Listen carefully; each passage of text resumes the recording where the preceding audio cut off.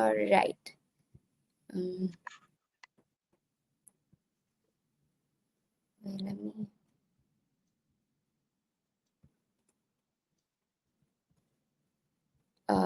Hello, everyone, and welcome to the Return of Donald Trump, Implications for U.S.-China Relations Fireside Talk series hosted by World Salon.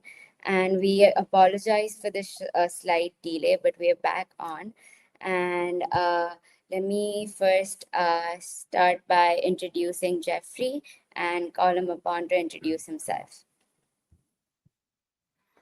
Hi, everyone. Thanks for joining us. My name is Jeff Kucik. I am a former professor of political science and law at the University of Arizona, now a global fellow at the Wilson Center, and specifically the WABA Institute for Global Competition, where we work on a variety of policy issues and priorities, including how to promote investment in critical infrastructure around the world, thinking about critical supply chains, vulnerabilities, bottlenecks in maritime shipping lanes, for example, and a variety of other issues that are important for economic security for the United States and for the international system broadly construed.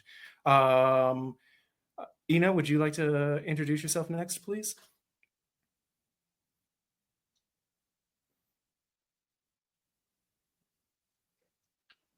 And while Ina's image is coming on, let me introduce myself. I'm here. Oh, so Ina, why don't you start and then I'll introduce. Sure. My name is Ina Simanowska. I'm a professor of economics at UC Davis. I mainly have worked in the past in international trade, currently working a lot on international macro finance and moving also toward international technological transfers with particular focus to AI. Cecilia. My name is Ana Cecilia Feiler. I am a lecturer at Yale University and the faculty co-director of the master's program on international and development economics. I have previously taught at UPenn and held visiting positions at Princeton and Senfi in Madrid. My research focus is on international trade, and it focuses on developing countries. It's documented a lot of systematic patterns that make rich countries different from poor countries when trading internationally, and the effect of shocks of international trade to firms in developing countries. Jeffrey? Great. Thanks so much, everyone, for introducing themselves. We're going to get started with a couple of questions that the three of us wanted to comment on to kind of kick things off. Jeffrey, give just or take to 5 interrupt minutes. you, we don't see yep. you. If you want to put your camera on. I am on my screen. And on my screen. Good. Okay. Good. Okay. I'm just watching myself here. It's like, good. So we've got a couple of things that we're going to kick off the conversation with, but for folks following along online, please feel free at any point to type your questions into the chat, and we'll be keeping an eye on that. So one of the things that I think is worth talking about is how might the new Trump administration and its trade policies affect the prospects for America's existing and future trade deals moving forward. So just kind of big picture, what's going on with trade deals nowadays sort of question. And I think there's a couple of observations worth making. One is it's very unlikely we're going to see traditional trade deals in the way we know and love them from the 90s and early 2000s again anytime soon. And the reason we know that is that the last 2 administrations have been staunch critics of kind of those fully fledged trade deals. And in particular, we've seen a reticence on behalf of the Trump and the Biden administration to commit to any trade treaty that includes concrete trade concessions in it. So perhaps the strongest illustration of that under the Biden administration was IPEF, the Indo-Pacific Economic Framework, which completed 3 of its 4 core pillars But the one it didn't complete was the trade pillar, the actual portion of the agreement that said what kind of trade liberalization is the United States and its partners actually going to commit to. And in that regard, since that part of the treaty was left incomplete, there were a lot of folks who thought the effort was essentially then a failure, because at the end of the day, while it had lots of rules and revisions to existing trade law that we might like, without a tangible commitment to, from the United States in particular, to allow Pacific Rim countries greater market access to America, the deal was seen largely as sort of lacking any real legal or economic teeth, so to speak. So we've seen this move away from traditional trade deals, and we've seen a move toward kind of framework agreements and also sector-specific and partner-specific sorts of deals, what we used to call partial scope accords, trade deals that were really just about one or very few products, and they were usually bilateral rather than regional, and certainly not multilateral in nature. So we've seen the last two administrations move, again, away from a traditional deal to more of a kind of a partial scope accord or a sector-specific deal. And that's, I think, because of the lack of appetite in DC for a return to the old model, all we're going to see anytime soon moving forward. If there's going to be a deal, it's probably going to be a bilateral, and it's going to be something that doesn't extend across the whole economy, but probably only includes certain products or sectors. So just to wrap up that kind of overview about where we're at or where we might be headed, I think that leaves us wondering about three issues very briefly. One is, if we care about securing critical supply chains, and this conversation is supposed to be about China, so if we care about lessening our dependence on China, is a sector-specific, partner-specific approach to trade deals going to get the job done? Or do you need a bigger regional or global deal that's going to lock in partners along the points of those various critical supply chains that, as much as the White House might want to do it, doesn't include China? So that's one issue. Are these partial scope accords big enough, or are they fit for purpose? Another is, with the absence of traditional trade concessions that we used to see in the previous generation of deal, how are we going to incentivize countries to do business with the United States? So one way you encourage countries to invest in their own trade-enabling infrastructure, their own diversification, and their own export-oriented growth is to promise them that they can sell to you tomorrow, 6 months from now, 10 years from now. And if you're not entering into trade deals that give that promise to our important allies and partners around the world, then are we going to be incentivizing countries enough to provide the United States with the critical inputs it needs to keep its economy going? And then the only other point I'll finish on for now is, trade deals have a mixed record of actual trade promotion. They have a pretty great record, economists have taught us, on trade stabilization. So one thing trade deals are pretty good at is reducing volatility in the global marketplace. So as we see a move away from traditional treaties toward this new framework approach and these new kind of sector-specific bilaterals, we might have to keep an eye out for, and we've already seen it, of course, in recent years, but for additional volatility in the marketplace.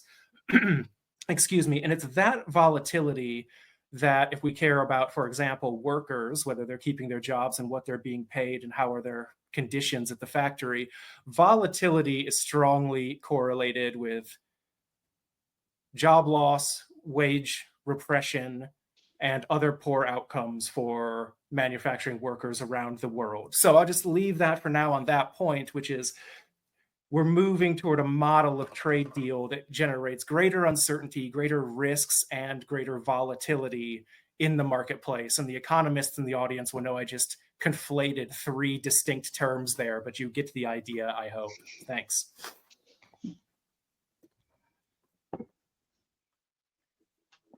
So maybe I'll jump into another angle, which is drawing on my broader research about the differences in rich and developing countries, how might the protectionist U.S. stance benefit or hurt other countries. And from the first China-U.S. trade war, the effects that we have observed as trade economists is are the countries that benefit or get hurt from trade diversion. So the usual suspects are countries like Thailand, Vietnam, Malaysia, Mexico that are already engaged in global value chains and are either, in the case of Mexico, very close to the US or close substitutes to China in the sense of having somewhat similar labor force, sometimes already affiliated with multinationals, and in the proximity to the input suppliers in the Far East Asia. Whereas in Europe, there's a fear that trade diversion might imply that they will get a lot of dumping of goods from China, and that might hurt their manufacturing sector. My bigger concern is if the trade war is broader than just the US-China bilateral antagonism, as Jeffrey put it so well. And I think if overwhelming evidence from developing countries is that trade with rich countries are beneficial to their firms, either through learning or upgrading of quality. Maybe things that sounds as trivial to us as showing up on time and delivering the right good with the right specifications at the right time. So managerial improvements, as well as technological improvements, such as adopting these integrated computer systems, just-in-time logistics, etc. But that the broader trade war will not only hurt the developing countries and perhaps benefit Europe as countries turn away from an unreliable US partner, but above all, the biggest risk is for the US. And the mechanism that I have in mind that draws on a paper by Gopinath and Stein make the point that the dollar dominance in international trade markets and capital markets are intertwined. So causality runs both ways. But the invoicing of international trade being done in dollars, by and large nowadays, increases the demand for dollars in capital markets because these are large firms that are engaged in international capital markets. They're going to want liquidity in dollars, and therefore demand more dollars.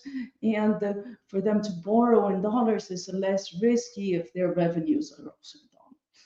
To the extent that the US pulls out of international trade markets and increases the uncertainty, as Jeffrey was mentioning, that may lead to a lower demand for dollars and thereby an increase in interest rates. At the level of debt that we are at, we can't afford an increase in interest rates, right? So I think that's the biggest risk, augmented by all the issues that Jeffrey mentioned. You combine the uncertainty with the higher interest rates and the tighter capital markets. It's not a good climate. All right, let me continue. Thanks, Cecilia. So yes, absolutely, dollar dominance and interest rates are at the forefront. We are concerned about that. Let's start by addressing the question on uncertainty. So firms already, way priced that in. So they knew Trump was coming. We've known Trump was coming for a while, and in fact, just today, I was reading the latest state of supply chain report by Relex, and which is a survey of firms in several different countries, including the United States. And they're finding that basically 60% of companies are not only investing in automated technologies, but they are broadening their supply chain base. So that is to say firms were preparing for Trump, and they are prepared for this trade war. Sure, it took us maybe a little bit by surprise that it wasn't only China related, that it's sort of targeting other countries as well, but it seems like firms are ready for that. So we definitely are seeing a redrawing of the map of world trade flows. We're seeing a supply chain adjustment already taking place. And frankly, in my opinion, it was necessary. It's there are certain sectors that that are too reliant on foreign inputs. They have benefited us greatly over the past 20 to 25 years. The Great Moderation was a period in which the United States enjoyed a lot of stability. The whole world enjoyed a lot of stability, low interest rates, low prices of imported goods. But at the end of the day, we live nowadays in a world where governments of different countries simply have a very sort of self-centered view of the economy, and a view that is and are frankly violating a lot of kind of institutional arrangements that the world has been honoring for decades now. So as much as I have a lot of issues with President Trump's policies, many of them, the policies with respect to trade, I believe were necessary, not the way that they're implemented. I think that they should be redrawn a little bit. They should be targeting certain sectors, perhaps certain countries, but that is something that we need when looking at the long run. Now, in the short run, will that affect inflation? Absolutely. Will that affect interest rates? Absolutely. But these are just costs that I believe we need to pay in order to ensure that this country is set up to sort of go to grow in the future. So for the first time in my life, I'm pro-protectionist.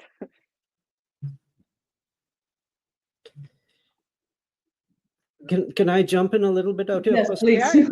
First of all, sorry to you guys that I jumped and came late. I had audio problems, and I'm sorry for that.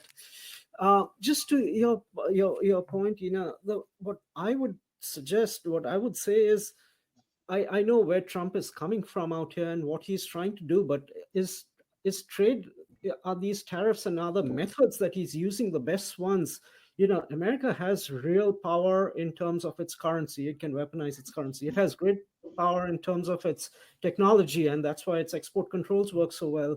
But on trade, it's others have caught up. I mean, there are traders just as big as the U.S. And yes, the U.S. still has dominance in the fact that it is the final consumer of many goods, far in excess of what anybody does, and that gives it a certain degree of leverage. But at the end of the day, by having these tariffs, it seems to be more self-harm. He could have chosen other instruments with which he could have prosecuted his goals. We saw a little bit of that, what Biden tried to do in terms of his CHIPS Act and its Inflation Reduction Act, in which give positive inducements for investment in America in areas which he thought were critical, and thereafter using those foreign entity of concern rules to kind of exclude his adversaries, primarily China, basically, from accruing any of those gains. And perhaps that might have been a better means forward than slapping tariffs on all and sundry, because so that would be my 2 cents on that. I completely agree with you that slapping tariffs randomly on our trade partners is absolutely uncalled for. Uniformly across all sectors is absolutely uncalled for. Are there sectors that we can target? Yes, and I think that we should. But in response to your comment regarding technology control, I actually think that unfortunately our export bans are not working. And I think that what we saw with DeepSeek is exactly the example of that technology is in fact a lot more difficult to regulate across borders than are goods and services. So I actually understand why he's going down this route, because it's something tangible and something that he can implement. Now, do I think that we should be subsidizing a lot more our tech industry and investing a lot more in very important innovations? Yes, 100%, especially nowadays when tech is bleeding dry. That when there's absolutely no funding for anybody, when 95% of the startups that raised 2 or 3 years ago are going to go out of business, that's a huge problem for us.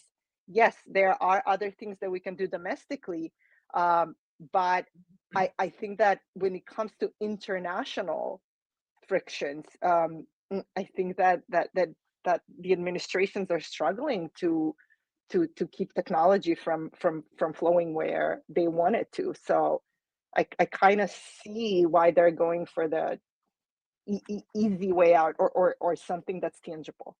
I hope that makes sense. Yeah, I think that the tariff, especially in the bilateral U.S. and China, it's a little bit of a political game, right? The perception is that the cost to the U.S., and indeed there are estimates from trade models, is that the cost to the U.S. were not enormous, and it gives the impression that we're being tough on China, when the real competition of soft power that China has done with the Belt and Road Initiative, with buying rare mineral mines everywhere, and that in the competition with the USSR, the US was more than willing to run that soft power competition.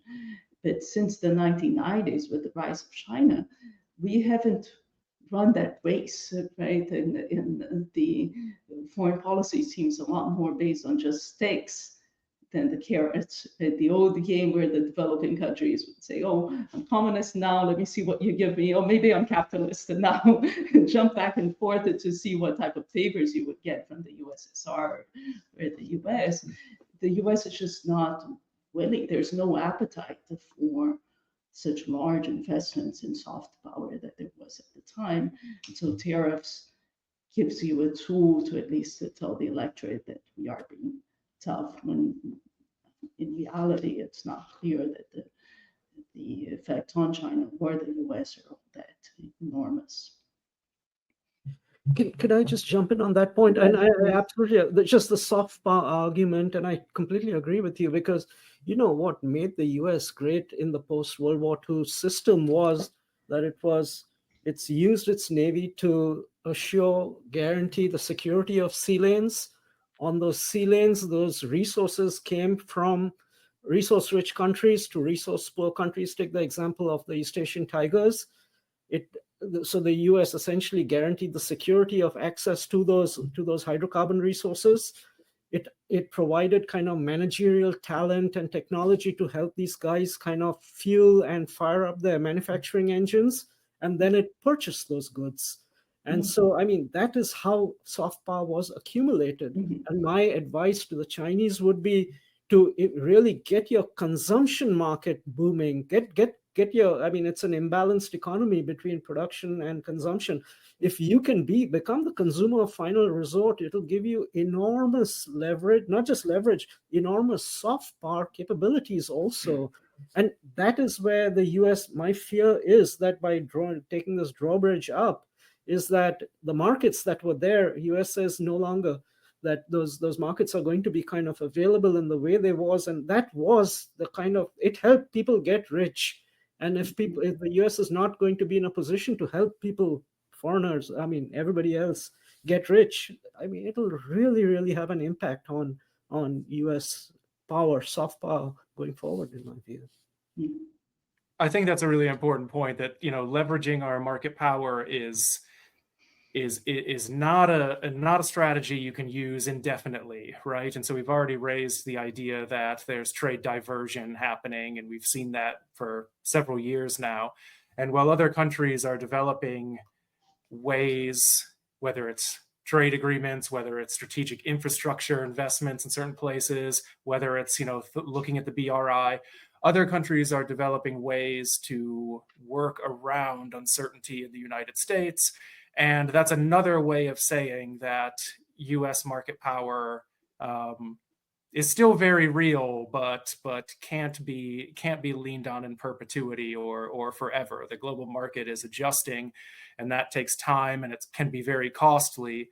But as you say, you know, as burgeoning consumer classes continue to emerge elsewhere, then the U.S. kind of sitting atop the consumption pyramid is it's not going to look the same 5, 10, 20 years from now, for sure.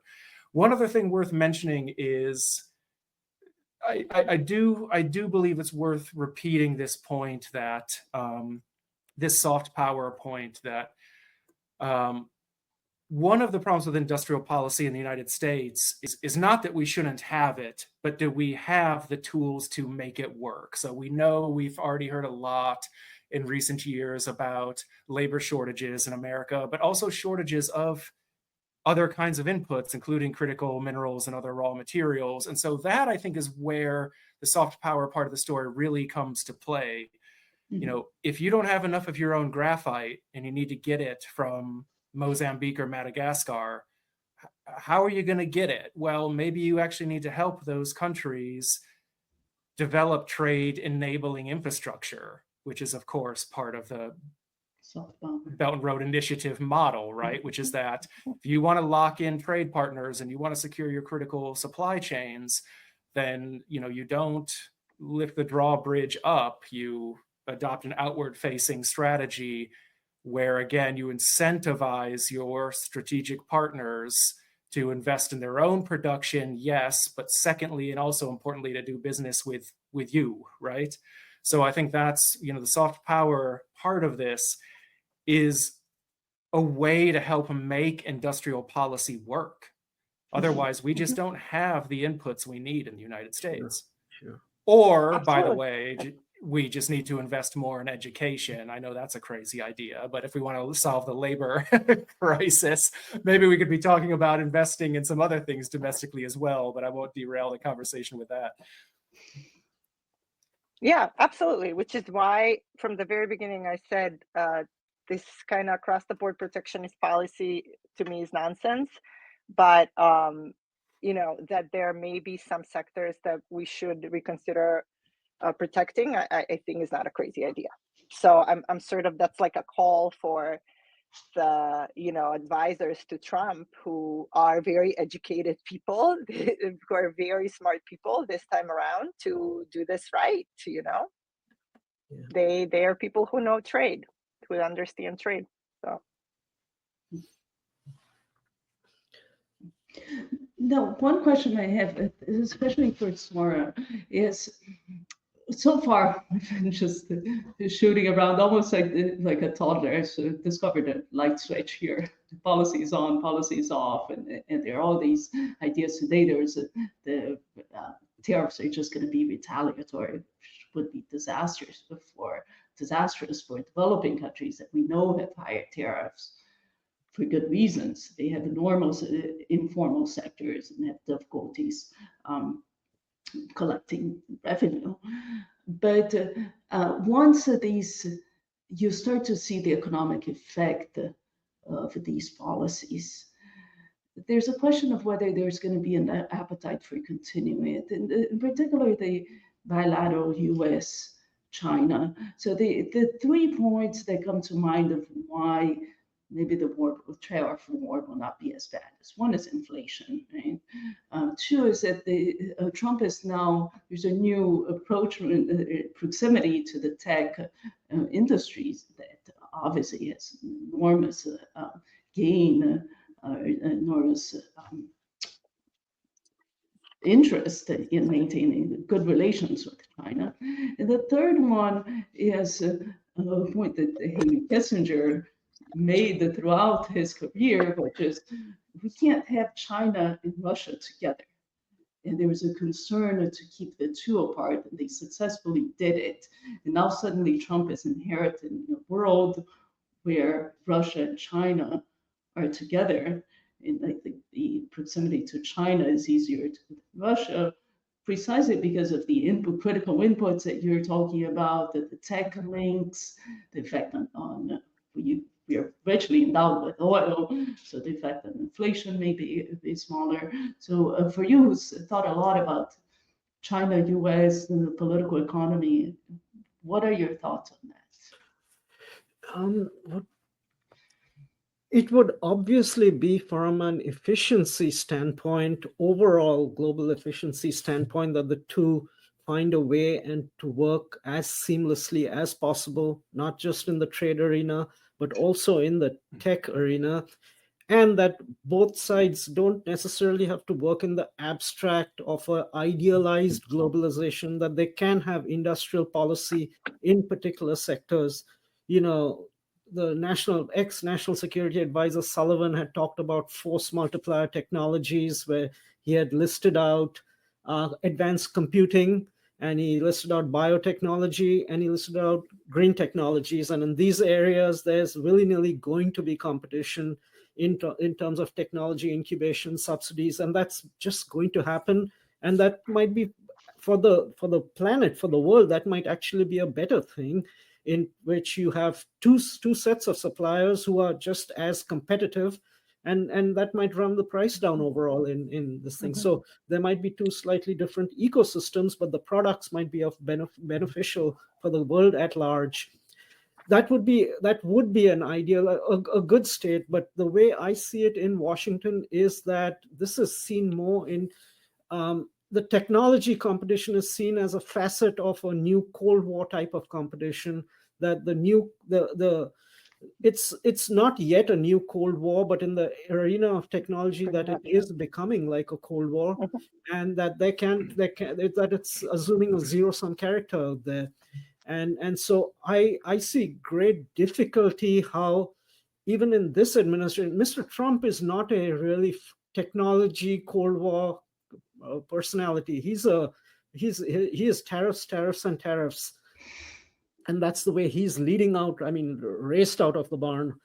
But the rest of Washington is, and particularly many of the on the Republican side, are very cold warriors on the technology on the technology issue, and that's why we saw even in the Trump one.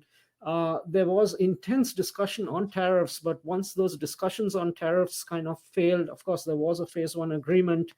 The technology war immediately started thereafter. It was the Trump administration which put out the ICTS executive order, which has basically been the foundation of the technology war in the time since it. So they inaugurated it in a way. They were the first to utilize it also to try to kneecap Huawei, including with the foreign direct product rule, which has been now widened to other Chinese entities, but also to Russian entities as part of the Ukraine sanctions. And so I'm struggling to see whether two of them can really have arrangements which are productive. You know, what Beijing is going to try to do is do the best it can from its end. My sense is what Beijing is going to offer is, you want market purchases agreement, we'll give you. We don't like it, we will give you. Let's try to negotiate those terms like the phase one agreement to satiate you, because Trump wants commercial gains, and we will give you that. Secondly, on the exchange rate, Beijing is ready to, I think, Beijing would like its exchange rate to appreciate gradually. It has been continually, the RMB has been under pressure, and Beijing wants to get out of that export-oriented model. It needs to, of course, do domestic consumption at home and do that better, but it gains nothing by having a depreciated exchange rate. It wants that exchange rate to appreciate. And there might be something like a kind of a not a plaza type agreement, because there were many elements in that, but the interests are aligned. Trump wants the dollar to be slightly weaker. Beijing wants it to be slightly smaller. Fine, let's find a place in which that can happen.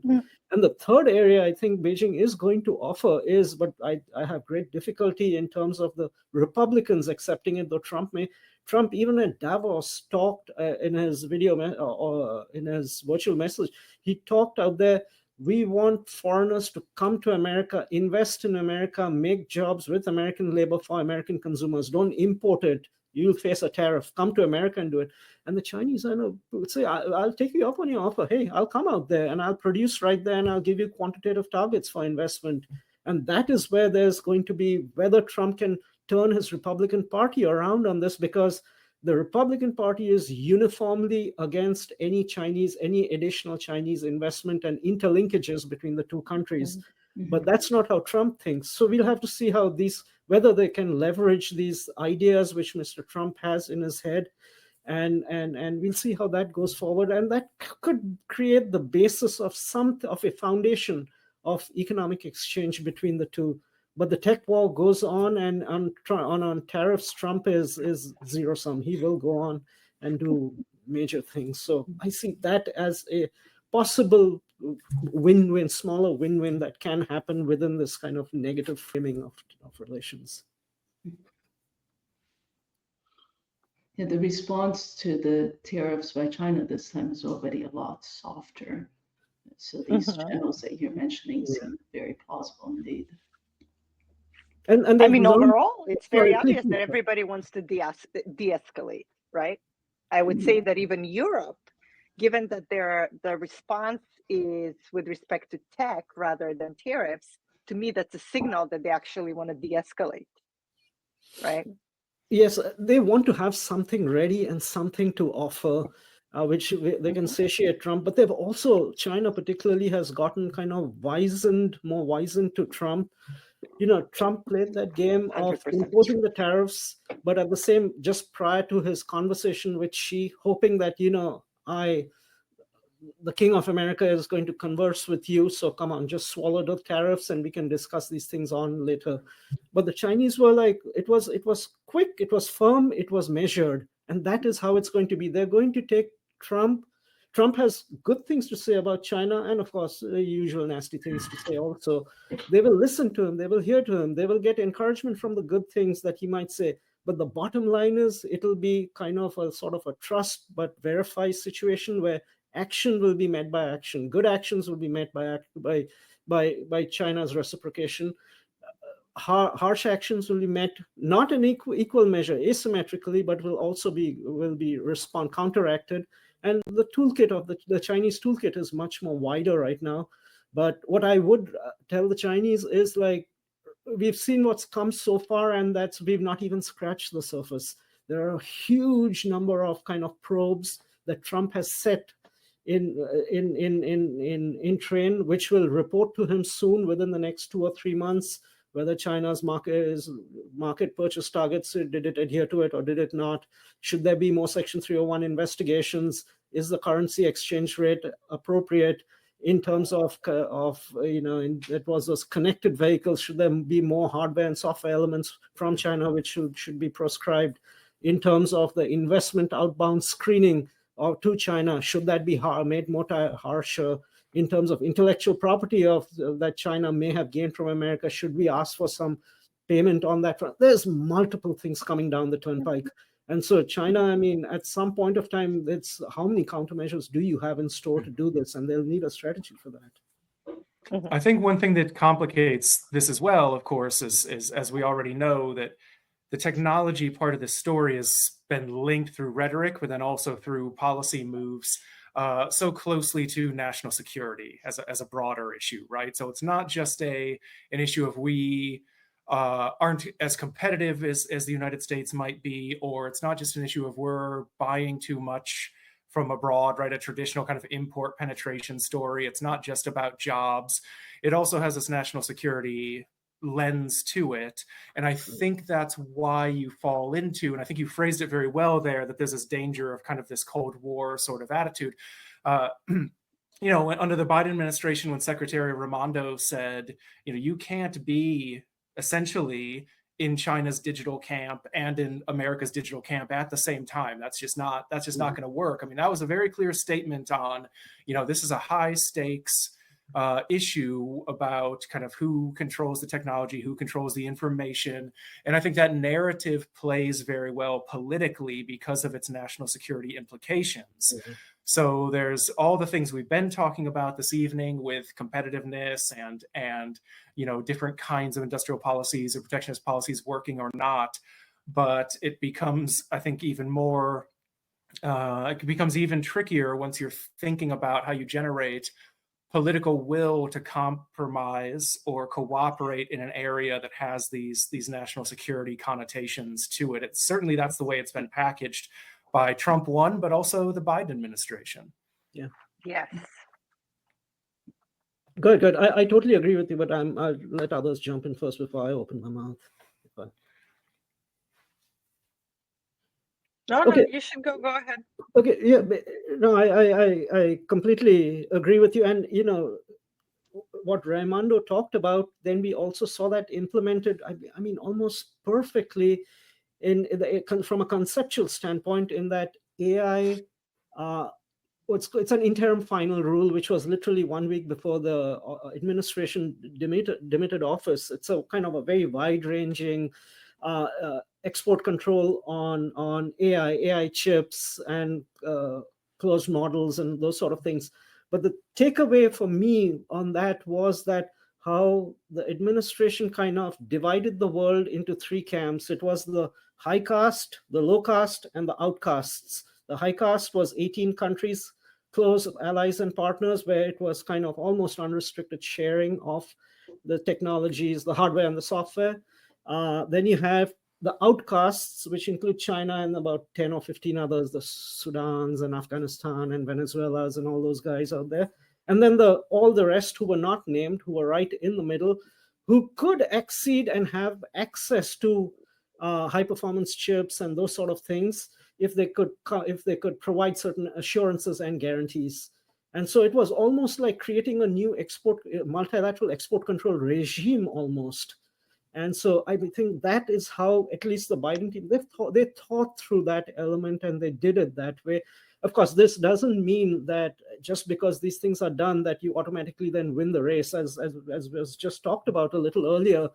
One of the things we forget is, and this is a lesson that has been learned during wartime, there are no essential products, there are only essential uses, and there are alternative pathways to get to those essential uses. And DeepSeek showed us how you can have hardware and software to get roughly approximate performance, in a very different way. And so, I mean, this says nothing about who will win and who will lose in terms of this competition, but at least how this competition is being structured is, I think there were a lot of important takeaways. And that's why, for me, it's important where the Trump administration comes down on export controls, because it has made it fairly clear that it is going to be aggressive. But will it be a more unilateralist way, the way Vice President Vance spoke in Paris, like, hey, folks need to do light touch regulation, and we are going to be at the summit of the AI innovation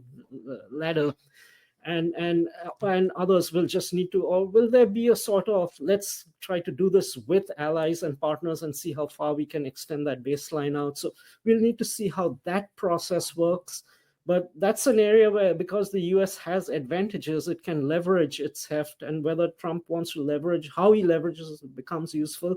But then again, this brings back to the issue of tariffs, where yes, you can leverage the US consumer, but how far can the US really leverage the issue of tariffs? I get the point with regard to having specialized tariffs in particular areas where you're trying to build capability, like the Biden team did in particular area where it extended out some of those Section 301 tariffs of Trump's in the area of semiconductors and EVs and this and that. But I think he was remiss in not retracting those other huge other tariffs which are across the board. And at the end of the day, kind of just hurt productivity, raise inflation, and those sort of considerations. Yep. Well, there is, sorry, Anna, go ahead. No, you go, and I'll go after. No, what I was always going to mention is that one thing that we've learned in developing countries from import substitution policies is that high tariffs tend not to be uniform. They tend to be very heterogeneous and subject to rent seeking. And bureaucratically, they're also more costly to implement. So it seems that these heterogeneous tariffs, unless it's very surgical, they open the way to go counter the Doge type of policy of trying to clean up the bureaucracy. And I think the amount of rent seeking that you can get from trying to pick the winners and make the tariff very heterogeneous is problematic. Yeah, totally agree. Fair. That is costly. I want to though pick up on the earlier comment about our European allies and just sort of just how important it is to have a good dialogue with Europe, especially with respect to technology, and perhaps to try to achieve some type of, peace with Europe regarding the tech sector. And I'm just wondering what your thoughts are on how can we do that? How can we get Europe to sort of stop going after tech in the US? What are the provisions that maybe we should offer to get there? Because if we really are going to live in this Cold War world, we need Europe on our side with respect to tech. So how do you think, what is it that we can offer to Europe at this point? Why aren't we writing trade agreements with Europe? Yeah. Like, why isn't trade with Europe ever on the table? That's always something that puzzles me. No, trade will be on the table, and the Europeans also. But freeing up trade with Europe. Yeah, freeing up trade. And this, I'll come to the technology part second. What happened in Trump 1 is likely what will happen in Trump 2. At that time, EU president was, or the von der Leyen position was held by Jean-Claude Juncker. And Trump had talked about, my auto tariffs are 2%, yours are 10%. Hey, come on, this is unfair, and therefore you dump all your cars out here. So what Europe intelligently did, the Commission said, you know what, let's have a 0 for 0 on industrials, not just autos, on industrial goods. And then Trump and Lighthizer did their calculations and saw, we'll run a deficit still, and we'll run a big deficit. So then they said, then we need to throw in ag out there. And, Europe is fairly, if not very, protectionist on ag, and the conversations broke down. And that's kind of how I sense that will also go this time around to some extent. Of course, this time they'll purchase a lot more LNG and be ready on that front. But the conversations might go somewhat in that direction, which is not helpful per se. On the technology front, I know that's a really interesting question on which I'll be very frank in admitting that I don't have a good answer, simply because Europe is looking at the technology as the arena where they are going to do their coercive countermeasures, with their Digital Markets Act, Digital Service Act. Big tech is the guys who we are going to whack on the backside for all the indiscretions of Trump. And that's why, that's kind of really building up to, that's a really good point as to, so what can, beyond just LNG, okay, LNG is great, but what can Europe offer? I'm at a loss, frankly. And I have been reading through the European sort of,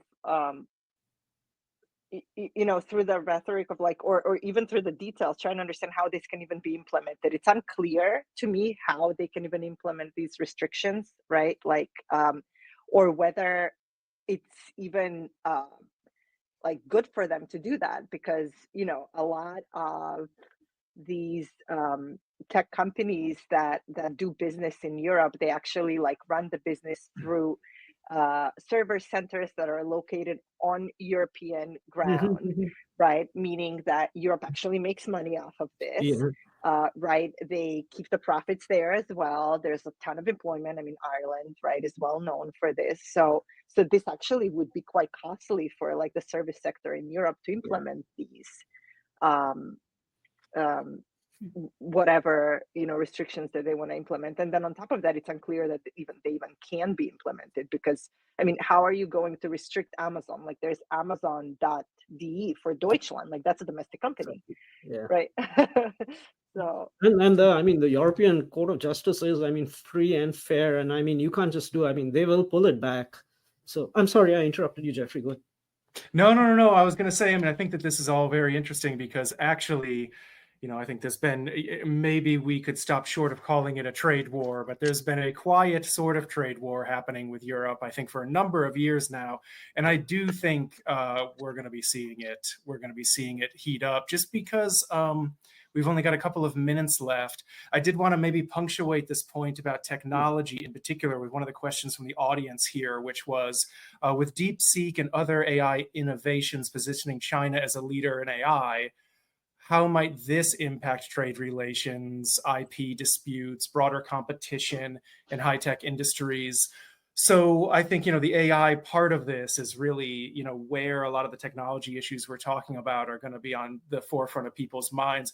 I mean, one thing worth noting is, we've kind of been highlighting why this competition matters. And I mentioned a few minutes ago that you can kind of tell very compelling political stories about how the market works. So we could all hold up our, devices here and say, some part of this phone was made in China. It was packaged in China or a Chinese-owned operation. It was shipped to the United States on a container vessel that was probably made in China, increasingly is probably part of the Chinese flag maritime commercial fleet. All of the technology that monitors where things are shipped around the world is increasingly Chinese software, and probably ended up at a port that's owned and operated by a Chinese company. So when you tell a story like that, and we know that I've just oversimplified some things, then you can start to see why people are increasingly concerned about the technology aspect of this race, right? It's not just who builds shipping containers, it's not just who's building phones, but who kind of controls the information and who can make this supply chain operate more efficiently as a part or as a result of cutting edge AI, then I think becomes one of the questions. I don't know if anybody has any thoughts on an answer to this audience question to wrap us up here. 100%. And this is exactly why I brought this up at the very beginning, is that AI is, even though you often see rhetoric that it's related to national defense, which it is, certainly technology is related to national defense. At the end of the day, this is about growth. And this is about efficiency. And we know that technological progress supports growth. And to the extent that, we are in this world where, we are no longer perhaps the most efficient or the best producer of technology. And we have a competitor who is, able to control this technology in a certain way and make it not accessible to us. It is pivotal that we invest in that technology domestically, because if we want to grow, there's no way around it. So whether it be export bans or other measures, I think that it's absolutely called for. But DeepSeek, at the very least, should be a humiliating shock for Europe and the US. And Ina's point earlier about how much No, it's not a partnership. humiliating Now shock. they hopefully realize that they can't do it, that on their own they're not doing a good job, right? And joining forces there, that may change a little bit, hopefully, that dialogue. But to me, it's simply evidence that export restrictions on technology don't work. That's true. There are limits to it, of course. I mean, you do the best you can, but I mean, at the end of the day, creativity and incubation and Sure. those sort of scientific ecosystems, you can't just divide up and it's not. And I mean, China is it's got real S&T capabilities are beginning to show, and its creative side also is beginning to show. But I get the point, and what the administration, what the folks in Washington are doing on AI and in this area is try to ensure that China doesn't have access to the hardware, China has access to the data, and just to create, and it's inevitable that they're going to have a kind of decoupled ecosystems, which there will be certain connections at some levels, but the goal is to create, kind of incubate whole ecosystems which are kind of a little separate, and that's, I think, going to be that inevitability going forward. And as I said, it's not necessarily, there might be a degree of zero sum in this for US-China relations, but this could be positive sum game for the globe, for the world, in that in that context, if they try to compete on those terms. Where are the questions? Are there more questions? I'm trying to. I think we touched on this question to some extent. How does Trump's new administration differ from his 2016 presidency? We did, yeah. So one thing I would. Can I just say one thing on this? What I would say is a lot of what he tried to do in 2016 took time to do. He tried to go actually procedurally And this time around, he's just slapped these things, not so focused on the procedural aspects of it. And in certain areas where he was talked out of this, for example, using those fentanyl tariffs, basically tariffs for non-economic reasons.